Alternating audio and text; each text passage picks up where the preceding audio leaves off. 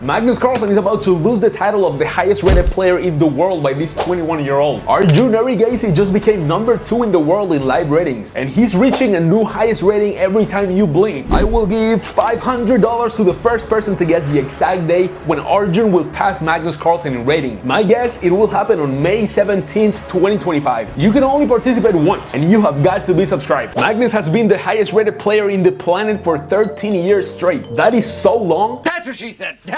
13 years ago, every single 12-year-old in the universe hadn't even been born. That's how long 13 years are. Why would they change math? The closest he has ever been to losing the number 1 spot was in 2018 to Fabiano Caruana. Magnus had a rating of 28.35, and Fabiano, get ready, 28.32. Only 3 points separating them. This was during the World Chess Championship that they were playing against each other, and Magnus said it himself. I would say Fabio at his best was very close in classical for sure. Now, going back to Arjun, he is the second Indian in history to achieve this 2800 milestone. Can you guess who was the first one before I tell you? 3, 2, 1. Bingo, that's right, the living legend Vishy Anand, who achieved it in 2006. Arjun was 3 years old at the time. He's currently sitting at 2809, only 22 points away from Magnus. I say only, but that might as well last many months. Or at the current state of Arjun's progress, that could be way sooner than expected. Although I think when Arjun gets a bit too close, Magnus will take out his huge Norwegian cock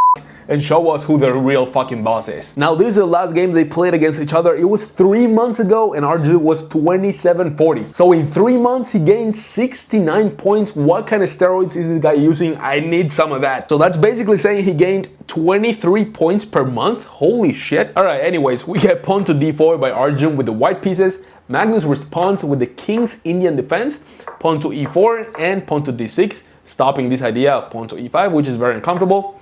Bishop to e2 by Arjun, and Magnus Carlsen goes pawn to e5. Now at this point you can literally do anything. You can take the pawn, you can advance to d5, you can ignore anything and simply develop another piece. Arjun in this example decided to take the pawn on e5. Magnus took back the pawn, queen takes queen, king takes, and now your king can never ever again castle. Now, pawn to f4 by Arjun. If you take on f4, that would be lovely because you're helping me develop my bishop. So of course Magnus does not want to take on f4. He goes bishop to e6. Whoa! Did Magnus Carlsen, the greatest of all time, just blunder a pawn? What? Well, not really. You're gonna lose a pawn right back. It's attacked by 2 pieces, so even though you defend it, you're gonna lose a pawn. So of course Arjun doesn't want to take the pawn on e5. He wants Magnus to take the pawn on f4 to help develop this bishop. So he goes knight to f3 right here, putting some more pressure on the pawn, asking Magnus to take the pawn on f4. Of course, Magnus Carlsen, he has been playing chess for a while. He knows how the pieces move and what the ideas are, so he doesn't take the pawn. He goes knight to c6. Now we get castle by Arjun, and the rook is getting ready to come into the open file. So Magnus first gets the king out of his butt. He moves the king to c8, probably with the idea of castling artificially with pawn to b6 and king to b7 to bring this rook into the game. Now Arjun goes pawn to f5, sacrificing a pawn. This is of course the top engine move, and no human in history watching this video will ever play that move. He's sacrificing a pawn because after pawn takes f5, pawn takes, attacking the bishop, you could take that pawn, but now notice that the rook and the bishop are on the same file. So now you can simply take the pawn on e5, knight takes, and the bishop can simply be taken. And the knight is also under attack, so there's that. Even though that idea is completely fine for black, Magnus simply decides to bring the bishop back to d7. Now we get knight to g5, putting some pressure on these 2 pawns. Magnus responds with rook to f8. Now all the pawns are defended. This one is defended by the knight, this one by the rook. And this is kind of an inaccuracy. The top engine move, you will not believe this, bishop to e8, defending everything this way. And this is a horrible move by a human because both rooks are now being blocked. They have not moved, both on the original squares. So this is of course by human a horrible move, but to Stockfish this is just casual. Anyway, Magnus went rook to f8 defending the pawn, bishop to e3. This is a slight miss. There was knight to d5, which is apparently a little bit better. We get knight to d4 now, putting some pressure on this bishop on e2. You don't want to lose that bishop. So Arjun goes bishop to d3. Pawn to h6, attacking the knight, which goes to e4. And notice that this pawn used to be defended by the bishop and by the rook. But now the knight to e4, the knight is blocking the bishop. So the pawn can be taken. And Magnus simply takes the pawn, even attacking the bishop. But here's the thing, the bishop can be moved with a tempo on the rook. And Magnus Carlsen does not give a crap about that. He takes the knight on e4, sacrificing the rook.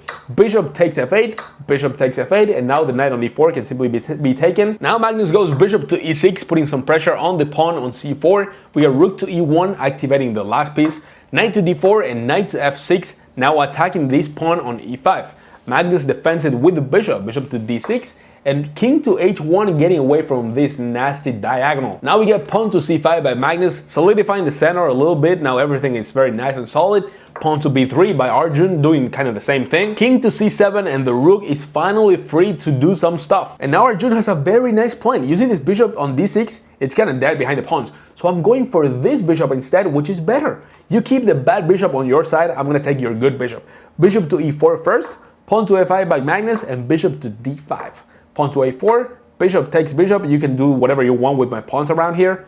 Pawn takes on e6, and now knight to e4. You guys see what just happened? He opened up the f file, so now the rooks can have a lot more fun. I mean, sure, you can take the pawn on b3. Oh no, my pawn, my poor pawn. Whatever, my rook is now very active, attacking both pawns at the same time. Knight goes back to d4, defending the pawn on e6, but the pawn on h6 is not defended by anybody. King to c6 now by Magnus, and now the main problem here is that Arjun got these two very nasty passed pawns, and Magnus' pawns, well, are not super easy to advance. And that's exactly what happens. Pawn to h4, Arjun starts pushing the pawns all the way up. Bishop to e7, pawn to h5, give me everything. Magnus tries to push the pawns, but well, that can simply be taken. King to d5, I don't understand that move. Apparently Stockfish doesn't like it either. Pawn to b6 by Arjun, and now pawn to c4. Rook to c7, attacking the bishop on e7, which goes to b4. Oh no, my rook is under attack. What can I do? Well, I can attack your rook. That's what I can do. The rook goes to b8, and before moving this rook, which is still under attack, Arjun goes knight to f6 with a check, and after the king moves, now rook to b1, attacking the bishop, which goes to d2. Knight to d7, sacrificing the pawn momentarily, and Magnus actually took it. The knight to e5 check, distracting the king. You have to move the king away, and then this rook is going down. King to d5, rook takes rook, and king takes knight. And as you can tell, this is completely winning by the white pieces because these two pawns are just way too annoying. Sure, you got the pawn on c4, that's fine. You can push it, and it is defended by the bishop. So now Arjun goes pawn to h6, sacrificing this pawn to distract the bishop. And now this pawn is not defended by anybody, so he can simply be taken. And now this is a two rooks versus two minor pieces. Of course, this is completely winning by Arjun. King to e4 by Magnus, trying to bring the king closer to cause some damage, but that's simply not going to be enough against two rooks. Pawn to g3, now attacking the bishop, get out of my house. Bishop to e3, and now Arjun brings his king closer. And now Magnus goes pawn to e5, still with a little bit of hope, pushing the pawn, but just after a couple moves, he realized that this pawn on g5 is not going to be stopped by anyone. Knight to e3 check, but after king to h3, there's nothing to attack the king. You cannot stop this pawn. You have to sacrifice one of your pieces, and then everything is just collapsing. And Magnus Carlsen resigned the last game he played versus Arjun Erigaisi. I mean, if Arjun keeps playing 2600 rated opponents, it's very likely he will pass Magnus in rating. But that's kind of cheating. Well, this is not cheating. It's kind of farming rating, and that's not the idea. But if Arjun starts playing with the big boys more often, it's not gonna happen, or at least not for now. But if you want 500, leave your comment with a specific date. Don't forget to subscribe, and if it happens, you will be $500 richer. See you in the next video.